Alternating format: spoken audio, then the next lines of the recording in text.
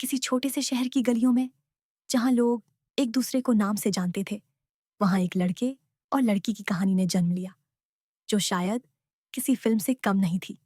उसका नाम था आदित्य और उसका नाम था सिया। आदित्य एक साधारण लड़का था जो शहर के एक कॉलेज में पढ़ाई करता था, जबकि सिया, जो बहुत ही खूबसूरत थी, एक आर्ट गैलरी में काम करती थी। दोनों के बीच कोई खास रिश्ता नहीं था, लेकिन किस्मत ने एक दिन उन्हें एक दूसरे से मिलवाया। यह घटना एक सर्द सुबह की थी, जब आदित्य अपनी बाइक से कॉलेज जा रहा था। रास्ते में एक गाड़ी अचानक ब्रेक लगाती है और आदित्य की बाइक से टकरा जाती है। आदित्य गिर पड़ता है, लेकिन वह घायल नहीं होता। लेकिन उसकी बाइक में कुछ खराबी आ जाती है। वहीं गाड़ी से उतरकर एक लड़की बाहर आती है, जो सिया थी। उसकी आंखों में चिंता और गुस्सा दोनों थे। तुम ठीक तो हो? सिया ने कहा। उसके चेहरे पर चिंता की लकीरें थीं।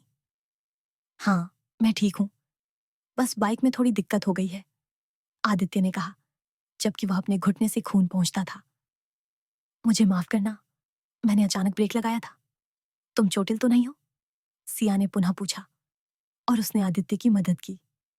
इस मुलाकात के बाद आदित्य और सिया के बीच कई मुलाकातें हुईं। आदित्य सिया को कभी किसी कैफे में चाय पर बुलाता और कभी शहर के पार्क में टहलते हुए अपनी बातें साझा करता। सिया की आंखों में एक अलग ही चमक थी, जो आदित्य को अपनी ओर खींचती थी। वह उसे किसी और लड़की से अलग महसूस कराता था। समय के साथ आदित्य और सिया के रिश्ते में एक नया मोड़ आया। दोनों के बीच दोस्ती की दीवार धीरे धीरे टूटने लगी थी। आदित्य को सिया के साथ समय बिताना बहुत अच्छा लगता था, और सिया भी आदित्य के बारे में सोचे बिना नहीं रह पाती थी। एक दिन आदित्य ने उसे एक खास जगह पर ले जाने का प्लान बनाया, जहां उनका पहला मिलन हुआ था। क्या तुम जानती हो सिया, जब पहली बार हमारी मुलाकात हुई थी, तो मुझे यह महसूस हुआ था कि यह तुमसे पहली मुलाकात नहीं है। ऐसा लगा जैसे हम पहले से एक दूसरे को जानते हैं, आदित्य ने धीरे से कहा। सिया थोड़ी चौंकी और फिर हल्की मुस्कान के साथ बोली, मुझे भी ऐसा ही लगा था। शायद हम दोनों के बीच कोई पुरानी यादें हैं, जो इस जन्म में फिर से बिछड़ी हैं। इस बार सिया ने आदित्य को अपनी भावनाओं का इजहार किया। आदित्य, तुम मेरे लिए बहुत खास हो।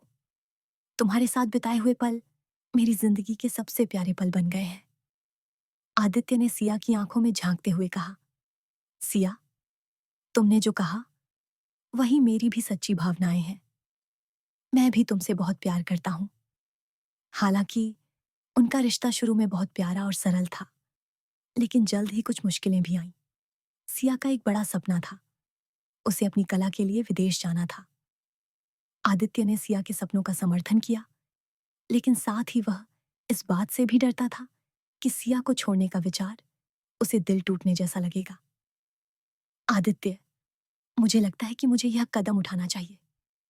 ये मेरे जीवन का सबसे बड़ा मौका हो सकता है, सिया ने एक दिन आदित्य से कहा। आदित्य की आंखों में उदासी थी। मैं समझता हूं सिया, लेकिन मैं तुम्हें अकेला नहीं देख सकता।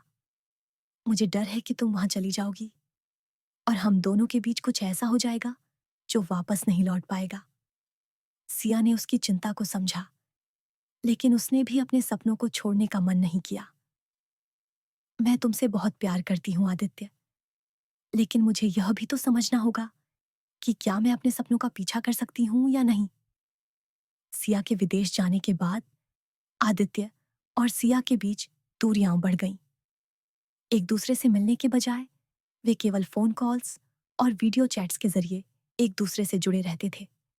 आदित्य को सिया की कमी महसूस हो रही थी, लेकिन उसने कभी अपनी भावनाओं को सिया के सामने जाहिर नहीं किया। सिया भी अपने सपनों में खोई हुई थी, लेकिन आदित्य के बिना उसका मन नहीं लगता था। एक दिन सिया ने आदित्य को फोन किया और कहा, आदित्य, मुझे तुमसे कुछ जरूरी बात करनी है। आदित्य ने चिंता के साथ पूछा, क्या हुआ सिया? सब ठीक है? मैं तुम्हें बहुत याद करती हूँ। ये सब कुछ बहुत मुश्किल हो रहा है। मैं समझ नहीं पा रही हूँ कि क्या करना चाहिए। मुझे लगता है अब मुझे ये कदम उठाने की जरूरत नहीं है। मुझे तुम्हारे पास वापस आना चाहिए, सिया ने कहा। आदित्य ने राहत की सांस ली और फिर उसने कहा, मैं तुमसे बहुत प्यार करता हूं सिया। जो भी फैसला तुम लो, मैं तुम्हारे साथ हूं। लेकिन अगर तुम वापस आओ तो मैं अपने जीवन का सबसे बड़ा तोहफा पाऊंगा। सिया ने अपने जीवन के सबसे महत्वपूर्ण फैसले को लिया। उसने अपने सपनों का पीछा करने के बजाय अपने प्यार को चुना। वह वापस अपने घर लौट आई और आदित्य से मिलकर उसने कहा, मैंने अपने सपने को छोड़ने का फैसला किया है क्योंकि मुझे समझ आ गया है कि तुम ही मेरे जीवन का सबसे बड़ा सपना हो। आदित्य ने सिया को गले से लगा लिया और कहा, तुमने जो फैसला लिया वह मेरे लिए सबसे खूबसूरत तोहफा है। मैं हमेशा तुम्हारे साथ रहूंगा सिया। अब आदित्य और सिया का प्यार और भी मजबूत हो गया था। वे एक दूसरे के साथ खुश थे और उनका विश्वास था कि प्यार और समझदारी से कोई भी मुश्किल हल हो सकती